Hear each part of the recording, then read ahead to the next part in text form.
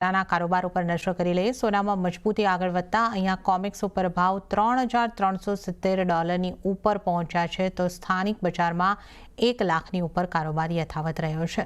અહીં ફેડ તરફથી રેટ કટની આશાએ કિંમતોને સપોર્ટ મળતો દેખાયો છે. તો જે રીતે આપણે વાત કરી 3,373 ઉપર કોમેક્સમાં કારોબાર અને 1,910,ની આસપાસ સોનામાં MCXમાં કારોબાર થતો જોવા મળી રહ્યો છે. જતીનજી, સોનાને અહીંયા આગળથી કઈ રીતે આપણે જોવું જોઈએ? કારણ કે જે રીતે જેક્સન હોલ દરમિયાન જેરોમી પોવેલ તરફથી રેટ કટના સંકેતો મળ્યા, ત્યારબાદ જે મોંઘવારીને લગતી ચર્ચાઓની વાત આપણે જોઈ રહ્યા છીએ, તેની જ અપડેટ આવતી દેખાઈ રહી છે. એમાં મોંઘવારી વધવાની, યુએસમાં મોંઘવારી વધવાની વાત પણ છે. તો આ બંનેને કઈ રીતે જોવું? મોંઘવારી વધી રહી છે અને રેટ કટ આપવાની વાત અહીંયાથી થઈ રહી છે. આપ કઈ રીતે જોઈ રહ્યા છો અને સોના ઉપર કેવી ઇમ્પેક્ટ રહેશે? જેના બે પરિસ્થિતિઓમાં આપણે જોયું છે કે ગોલ્ડે રિસન્ટ પાસ્ટ હિસ્ટ્રીના અંદર પરફોર્મન્સ જે છે એ પોઝિટિવ દેખાડ્યું છે. વેધર બી ઇટ કે હાયર ઇન્ફ્લેશનનો ટાઈમ પીરિયડ હોય કોવિડના ટાઈમમાં, કે વેધર બી ઇટ કે લોઅર ઇન્ફ્લેશનનો ટાઈમ હોય અને રેટ કટનો સાથે સપોર્ટ હોય. તો either which ways old school બુક્સને નિગ્લેક્ટ કરીને ગોલ્ડનું પરફોર્મન્સ જે છે એ અન્ય બીજા કારણોથી પણ આપણને સપોર્ટ જોવા મળતો રહ્યો છે ગોલ્ડના અંદર, અને આગળ ચાલતા પણ એ જ સપોર્ટિવ મેજર્સ જોવા મળશે. આઈ થિંક મને યાદ છે કે આપણે બ્રોડલી જ્યારે બી ગોલ્ડની વાત કરી છે ત્યારે વીકનેસના સાથેનો વ્યૂ પોઈન્ટ આપણે બિલકુલ બી નથી આપ્યો આપણા દર્શકોને, અને એની જ ખુશી છે મને કે આપણે રોંગ સાઈડના આપણે ટ્રેડ્સ જે છે રેકમેન્ડેશન નથી રહ્યા ઓવરઓલ બ્રોડર પર્સપેક્ટિવથી જોવા જઈએ તો. હાલ ફિલહાલ જે ટ્રેન્ડ ચાલી રહ્યો છે હજી પણ રેન્જ બાઉન્ડ ટુ પોઝિટિવ, ક્યાંય ને ક્યાંય બેઝિંગ રેન્જના અંદર ફસાયેલા છે. 99,000 પાસે એક સ્ટ્રોંગ સપોર્ટ બનેલો છે અને 1,01,000, 1,15,000 આ રેન્જના અંદર ક્યાંય ને ક્યાંક રેઝિસ્ટન્સ બનતું દેખાઈ રહ્યું છે. બટ લોઅર લેવલ્સ પર તરત સપોર્ટ પણ આપણને જોવા મળી જાય છે. રૂપી ફોલિંગ ફેક્ટર જે છે, ફોલિંગ રૂપીના કારણથી આપણને ગોલ્ડના અંદર આપણા ઘરેલું બજારમાં ઓલ ટાઈમ હાઈઝના લેવલ્સના પાસે જ આપણે ટ્રેડ કરી રહ્યા છે. કોમેક્સનું ગોલ્ડ જે છે એ પણ 3,250, 3,280ના લેવલ્સ સપોર્ટ સ્ટ્રોંગલી હોલ્ડ કરતું દેખાય છે. આગળ ચાલતા ઇન્ફ્લેશનરી પ્રેશરના કારણથી જો ઇન્ટરેસ્ટ રેટમાં પાછું અગર પોઝ આવી જાય છે તો થોડુંક અહીંયાથી રેલી પાછી પોઝ થઈ જાય. બટ એઝ ઓફ નાઉ તો જે સ્ટેટમેન્ટ છે જેરોમ પોવેલના લાસ્ટ જેક્સન હોલના અંદર ફ્રાઇડેના દિવસે જે આપણે જોયું હતું, એ તો કારણે ઘણો સપોર્ટિવ રહ્યો છે. તો જેના કારણથી એક કુશન ગોલ્ડના પ્રાઇઝીસને મળી ગયો છે. આગળ ચાલતા હજી પણ પ્રાઇઝીસ રેન્જ બાઉન્ડ ટેરિટરીના અંદર જ ટ્રેડ કરતા દેખાઈ શકે છે કોમેક્સના અંદર, જ્યાં 34,25, 34,50 એક સ્ટ્રોંગ રેઝિસ્ટન્સ ફોર્મેશન છે અને 32,50 થી 32,80 એક સ્ટ્રોંગ સપોર્ટિવ મેજર્સ પણ છે. તો $200 જે રેન્જ છે આના અંદર ગોલ્ડ ક્યાંય ને ક્યાંય ટ્રેડ કરતો રહેશે કોમેક્સના અંદર, અને આપણા ઘરેલું બજારમાં 99,000 થી લઈને 98,000 આ સ્ટ્રોંગ સપોર્ટિવ મેજર્સ દેખાઈ રહ્યો છે, અને 1,15,000 થી 1,02,000 આ હાયર સાઇડ પર એક માઇનર રેઝિસ્ટન્સ ફોર્મેશન બનતું રહેશે. ટ્રેડર્સ અને નિવેશકોને સલાહ એ છે કે બાઇંગ સાઇડનું રૂઝાન રાખીને 1 લાખના નજીક જ્યારે બી પ્રાઇસીસ મળે છે ત્યારે તમે એન્ટર કરી શકો છો. 98,000, 98,000 નું તમારું ત્યાં સ્ટોપ લોસ રહેવું જોઈએ.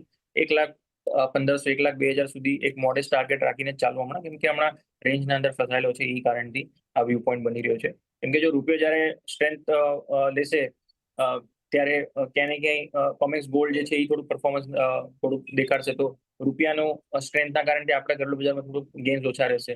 હમણાં જે રીતે રૂપિયો પડી રહ્યો છે તો કોમેક્સ ગોલ્ડના અંદર પાછું એક રેન્જના અંદર ફસાયેલો છે. એ કારણથી હું કહું છું કે 90 થી લઈને 1,02,000 સુધીનો રેન્જ જે છે આને પ્લે કરવાની સલાહ રહેશે મારી ગોલ્ડના અંદર. ઓકે, તો ગોલ્ડ માટે અહીં આગળથી જે સલાહ બનતી દેખાઈ રહી છે એક રેન્જની અંદર છે, પણ આમાં તમે એક બાઇંગ સાઇડનો વ્યૂ લઈ શકો છો. તો રેન્જની જો આપણે આપણા MCXના લેવલ્સની વાત કરીએ તો 99,000થી લઈને 1,15,000, 1 લાખ જે અહીંયા આગળથી 2,000 સુધીના ટાર્ગેટ અહીંયા આગળથી બની શકે છે. તો સોનામાં ખરીદી કરીને ચાલવાની સલાહ છે. સ્ટોપ લોસ જે છે 98,000નો રાખવાનો રહેશે, અને 1,15,000 થી લઈને 1,02,000ના ટાર્ગેટ બની શકે છે. તો અહીંયા આગળથી સોના માટે ખાસ ધ્યાન રાખીને ચાલો. હવે આપણે વાત કરી લઈએ ચાંદીની. તો ચાંદીમાં સોના કરતાં વધારે સારી ખરીદારી જોવા મળી છે, અને જ્યાં વૈશ્વિક બજારમાં $38 ઉપર આપણને સ્તર પહોંચતા જોવા મળ્યા છે. 38.79ના સ્તર પર કામકાજ થતું જોવા મળી રહ્યું છે. સ્થાનિક બજારમાં પણ 1,16,452ના સ્તર, અને અહીંયા કિંમતો વધીને આશરે 2011ના ઉપલા સ્તરની પાસે પહોંચતી દેખાઈ રહી છે. ઉલ્લેખનીય છે કે ચાઇનામાં નવી સોલાર કેપેસિટી એડિશનથી ચાંદીની ડિમાન્ડ વધતી જોવા મળી રહી છે. ચાંદીમાં ખૂબ સારી મજબૂતી આપણે જોઈ રહ્યા છે. એમસીએક્સ પર જતીનજી લગભગ નવા હાઈસની તૈયારી કઈ રીતે આપ જોઈ રહ્યા છો ચાંદીને? બ્રોડલી ટ્રેન્ડ પોઝિટિવ છે ઝરણા. આપણે વારંવાર કી વસ્તુને ધ્યાનમાં રાખીને જ ચાલી રહ્યા છે કે ચાંદીનું માર્કેટ જે છે એ તમને એક સ્ટ્રોંગ પરફોર્મન્સ દેખાડી રહ્યું છે. એપ્રિલ મે જૂનમાં જ્યારે બી આપણે વાતચીત થઈ છે ત્યારે મેં તમને સ્ટ્રોંગલી વ્યૂ પોઈન્ટ આપ્યો હતો કે જૂન, જુલાઈ, ઓગસ્ટ આ 3 મહિના જે છે એ ચાંદીના માટે બહુ સ્ટ્રોંગ પરફોર્મન્સના રહેશે અને ઓલ ટાઈમ હાઈઝ આપણને દેખાશે 1,15,000 થી 1,18,000 સુધીના લેવલ્સ જે છે આવતા દેખાશે તમને. ઇનફેક્ટ 1,25,000 પણ ટાર્ગેટ રાખ્યો છે on the very bullish case scenario, જે આવતા એકાદ દોઢ મહિનાના અંદર એ પણ તમને દેખાવા જોવા મળી શકે છે. ચાંદીના અંદર તમારો વ્યૂ પોઈન્ટ જે છે એક મેઇન પકડીને ચાલવાનો છે કે બે વસ્તુના સિનારિયોના અંદર અગર તમે જોવા જાઓ તો આને ચાંદીને જે છે પોઝિટિવ સંકેતો મળે છે. જો ટ્રેડ ડીલ્સ આગળ ચાલતા ફાઇનલાઇઝેશન થતી જાય છે, આપણા સાથે ભલે ન થાય પણ ગ્લોબલી માર્કેટના અંદર અગર જો સ્ટ્રક્ચર સારો રહે છે બધા દેશોના વચ્ચે, તો સિલ્વરની ડિમાન્ડ જે છે ઓટોમેટિકલી જે પિકઅપ થયેલી છે હજી રેપિડ પેસમાં પિકઅપ થશે. બિઝનેસીસ જે વધતા દેખાશે એના કારણે સિલ્વરને સપોર્ટ મળશે. In case trade deals delay થાય છે તો એ ઇન્ફ્લેશન પર અસર આપશે અને ઇન્ફ્લેશન પર અસર આપી રહી છે તો ડોનાલ્ડ ટ્રમ્પને ક્યાંય ને ક્યાંય પ્રેશરાઇઝેશન થશે અને એના કારણથી ઇન્ટરેસ્ટ રેટ સાયકલ જે છે એ ચેન્જ થઈ શકે છે. એટલે ટ્રેડ ડીલ્સને બહુ વધારે ડિલે નહીં કરવામાં આવે એટલું મને સમજમાં આવે છે. એકાદા કોઈ દેશ સાથે જો અનબન હોય એ વાત અલગ છે, બટ ટ્રેડ ડીલ્સને લઈને રૂઝાન જે છે ધીરે ધીરે પોઝિટિવના સંકેતો બનતા દેખાઈ રહ્યા છે. ચાઇના સાથે જ્યારે બી તમને ટ્રેડ ડીલની અનાઉન્સમેન્ટ કે કંઈ એના હિન્ટ્સ પણ આવ્યા માર્કેટના અંદર, તે દિવસથી એક ચાંદીના અંદર એક સ્ટ્રોંગ તમને એક પીક દેખાવા મળશે, જે બહુ રેપિડ સ્ટ્રોંગ રેલી દેખાશે.